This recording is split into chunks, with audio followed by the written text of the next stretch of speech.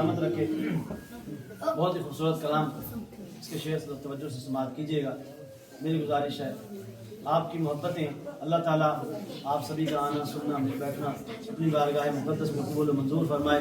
میں دعا کرتا ہوں یا اللہ آج یہاں جو بندہ بھی جس غرض سے بھی آیا ہے لیکن ایک اصل غرض تو تیری محبت ہے تیری رضا ہے, سبھی کو آج کی اس محفل کے طفیل اپنے گھر کی حاضری نصیب فرما.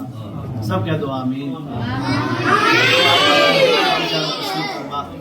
کلام کا آغاز کرتا ہوں.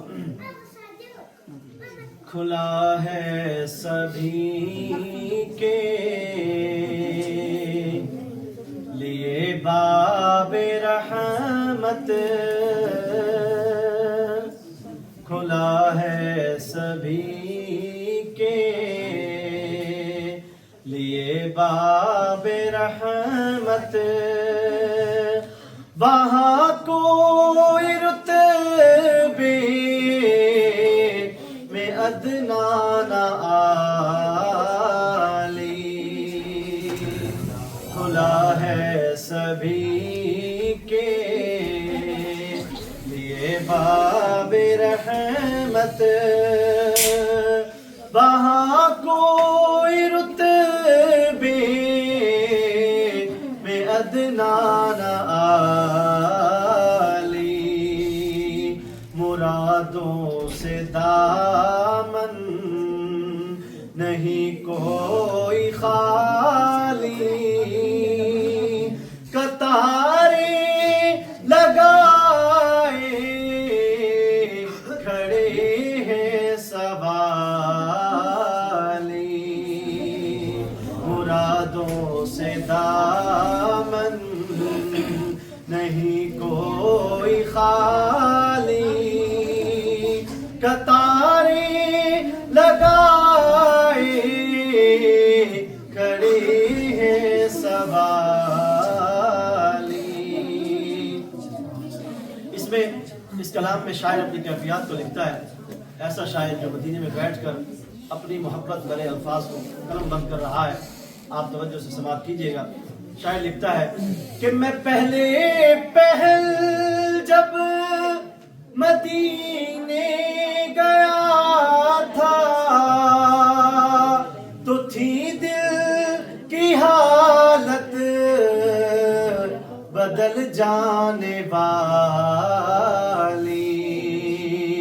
میں پہلے پہل جب مدینے گیا تھا تو تھی دل کی حالت بدل جانے والی. وہ دربار سچ مچ میرے سامنے تھا, ابھی تک تصور تھا جس کا خیالی.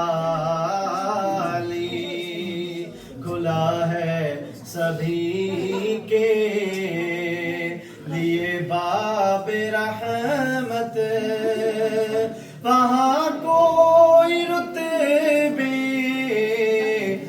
ادنا نہ عالی. اور شاعر لکھتا ہے کہ آپ نے مدینہ کا سفر کیا, آپ مدینہ میں گئے تو وہاں آپ پیش کرنے کے لیے کیا لے کے گئے؟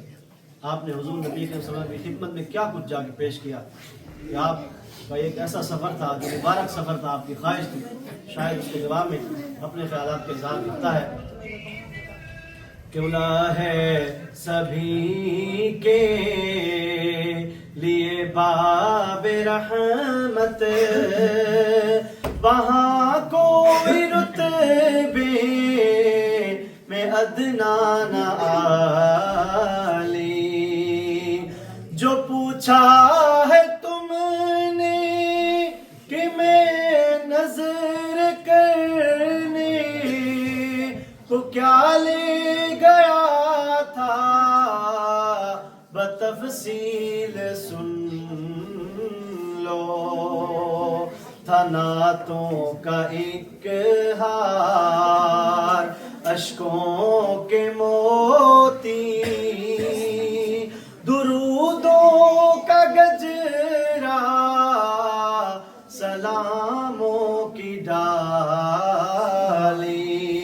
کھلا ہے سبھی کے لیے باب رحمت وہاں کوئی رتبے میں ادنا نہ عالی